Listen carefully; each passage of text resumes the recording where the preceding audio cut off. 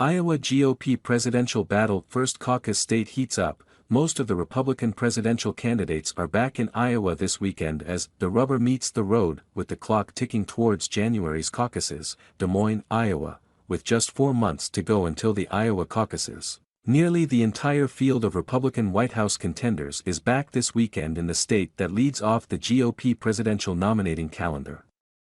The presidential candidates are speaking Saturday evening at the Iowa Faith and Freedom Coalition's annual fall banquet, as they each make their case to a large and influential crowd of social conservative leaders, activists, and evangelical voters who play an outsized role in Hawkeye state Republican politics. Labor Day is over. Kids are back in school and people are starting to really tune in, longtime Iowa-based Republican strategist and communicator Jimmy Center said. Pointing to last month's Iowa State Fair, where all but one contender in the large field of Republican presidential candidates courted voters, Centers noted that the state fair was when people started to wake up and realize that the caucus was coming. Veteran Iowa Republican operative and consultant Nicole Schlinger highlighted that, once Labor Day has passed, school has started and the weather starts to turn, that's when people's minds start turning to elections and people get more serious about vetting the candidates in terms of making a decision. With the clock quickly ticking towards the start of the 2024 Republican primary and caucus calendar, former President Donald Trump remains the commanding frontrunner for his party's nomination, as he makes his third straight White House run. And his historic 4 criminal indictments, including 2 for allegedly trying to overturn his 2020 election loss to President Biden, appear to have only strengthened his support among likely Republican primary voters. The latest Fox News national survey in the GOP nomination race, conducted September 9 to 12 and released on Thursday, pointed to Trump expanding his already enormous lead over the rest of the field. But while still towering over his rivals, Trump's lead in the latest surveys in Iowa, as well as New Hampshire and South Carolina, 2 other crucial early voting states in the Republican nominating calendar, is not as overwhelming. It's closer in Iowa, New Hampshire and South Carolina than it is nationally, but it's not close, said David Cockle, a longtime Republican consultant and veteran of numerous GOP presidential campaigns in Iowa and nationally. These things do break late. There's a lot of stuff we haven't seen or heard yet. Whether it's Trump's trials, which I don't think are going to move any numbers against him. Whether it's future debates. Whether it's something we can't foresee now, Cockle noted.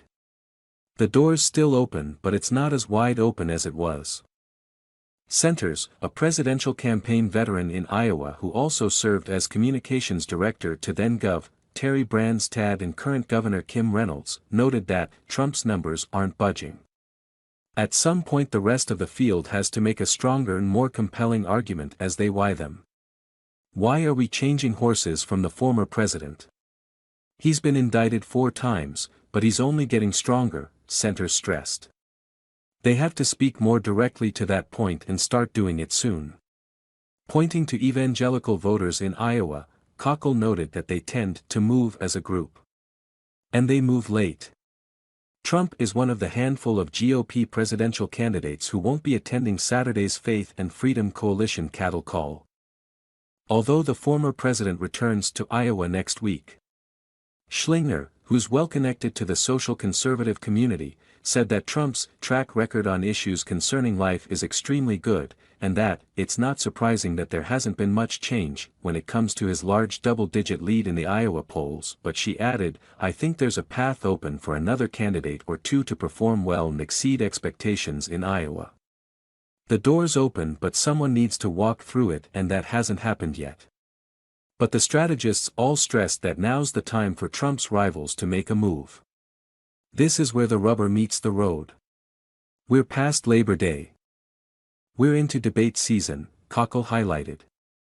If you're not firing on all cylinders now, and you don't have the money to see your way through New Hampshire, it's best to step aside and get out of this thing, so we can really determine who might be able to take Trump on one-on-one. And Centers noted that this is not a primary. It takes organization. Campaigns need to be holding events, using those events to build an organization, and then follow up with those folks that they've recruited, either through door knocking, through phone banking, to build out a robust organization. It doesn't build itself. If you're not starting it now, it's too late, he stressed.